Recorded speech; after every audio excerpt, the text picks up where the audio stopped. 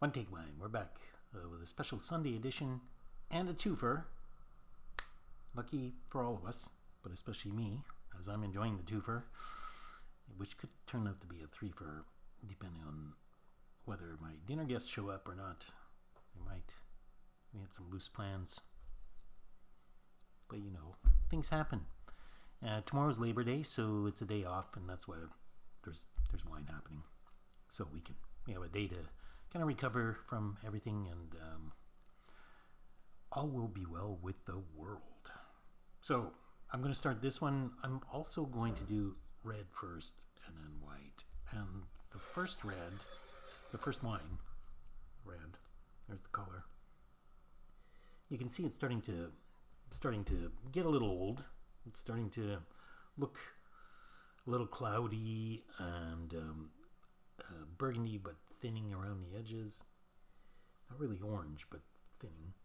And then on the nose, it's very ripe and musky and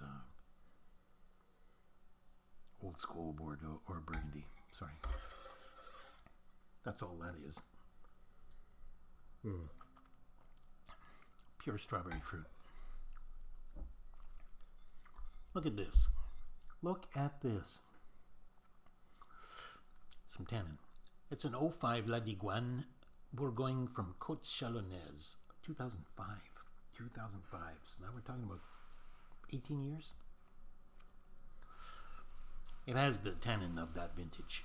You can really tell in the finish, but there's no metallic. There's no suggestion that this is over the hill. The opposite, I would even argue. I think the fruit is still outpacing the tannin. It's a really well balanced, just a gorgeous thing to drink in its prime. You know, I mean, as long as you're okay with the 05 tannin, which was always my problem with 05 at the time with Burgundy. I thought they were quite tannic wines, so I never really thought that they would amount to the points that they were being ascribed by, the big names. I thought 04 and 06 were better vintages, and I still subscribe to that. Yeah, this is it's just the fruit is so strawberry. It's so wild strawberry. It would knock your socks off just on the nose.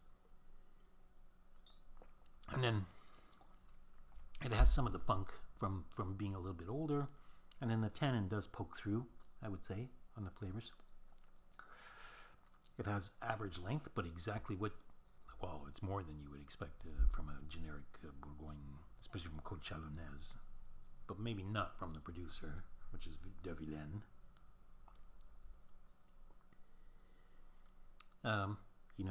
These are very, very compelling, again, Burgundies, red Burgundies, that are they just age, and they don't seem to have any quit in them. They just keep going. I think 05 is overrated vintage. I like the 10s, the Mercury Monteau so far. I have some of these Bourgogne Digoine 2010s, which I will review at another time, but I still like this. You know what I mean? I like the experience of trying this. And I love the fruit, especially on the nose.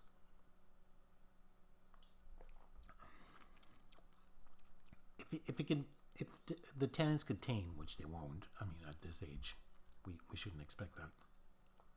It would have been a quasi-perfect wine, for its appellation. Right now, I think it's a 91-ish point wine. I can drink it all day long without complaint. I'm being very fussy here. Great wine. Second one we're going to do today. You can see some color. I'm pretty sure you can see the gold peeking through. So it has some age. And boy, oh boy, as soon as you smell that, I think Le Fleuve. That's where I went right away. This is Le Fleuve. This is Le Fleuve. I remember from the 06s and 05s and 04s and 02s and 01s. I drank a lot of Le Fleuve back then in those vintages. And there's a certain sweetness, but also a little just a a touch of wild honey of some kind.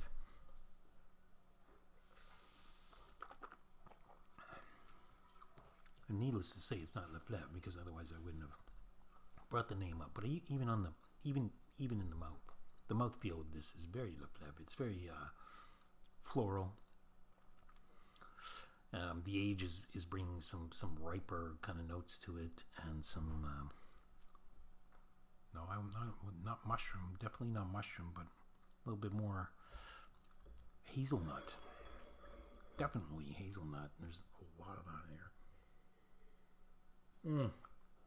And there's a mint sort of upper register. Complexity, obviously, as you can hear from my description of this, and then some fishy notes there mid-palate. The complexity of this wine is out of this world. I think it's a fantastic wine. I'm so pleased with this. Very rare to drink these kinds of wines. So what do we got in the glass? Well, Puligny Montrachet from my favorite Premier Cru, which is Le Cailleret, which, for those who have not seen the previous videos where I wax on and on and on about this, is right beside or just north of Montrachet, and then right above it is Chevalier Montrachet. So I mean, it's just surrounded by Grand Crus. It's not a lot. There's not a lot of producers of this. Bouzereau I don't really know so well, and so I mean, if you saw my 08 from the Pousse d'Or, that was remarkable. And this is different in a way, because this is more, because that I thought it was marvelous, right? I thought it was a super Premier Cru, but I think this is Grand Cru. I'm gonna come right out and say it. I think it's Grand Cru. It has the mineral, it has the length, it has the chutzpah. I think you could argue Bâtard Montrachet. That's what I think you could argue.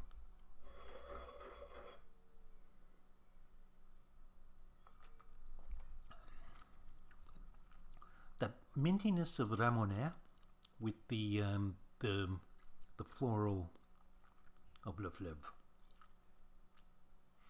where you understand that it's not Grand Cru, is kind of like the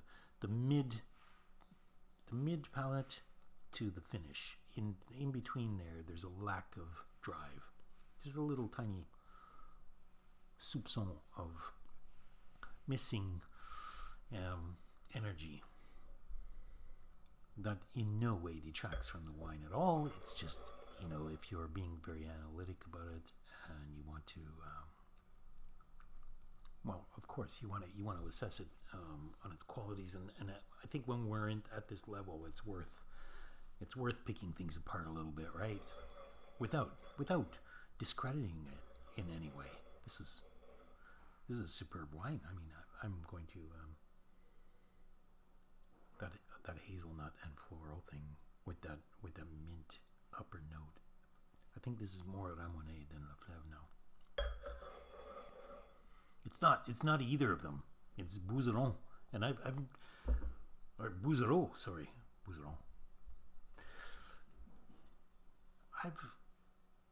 I am not familiar with the wines. I haven't had a ton of experience, but I promise you right now, I am going to go on a massive crawl looking for these. This is obviously top of the pops Burgundy. Why is it under the radar? I don't know.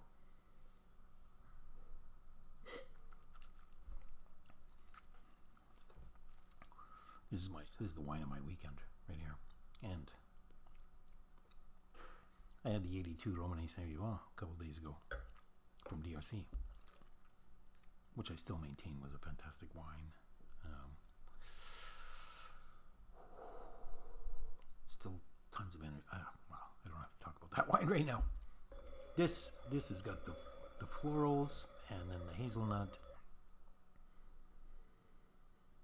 and then some sort of sweet lemon liqueur. Oh my gosh. And then a little bit of bread or some sort of umami there.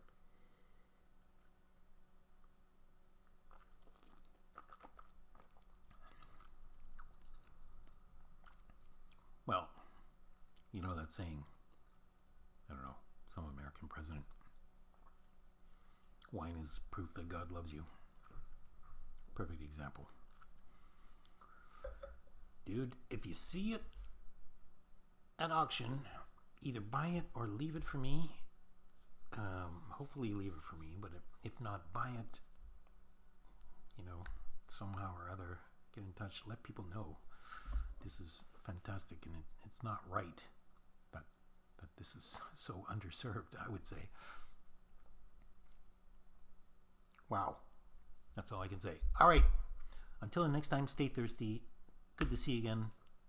We got some more wines coming up soon. It's an exciting time as spring hits us. The asparagus is coming out. It'll be a good one. All right. See you soon.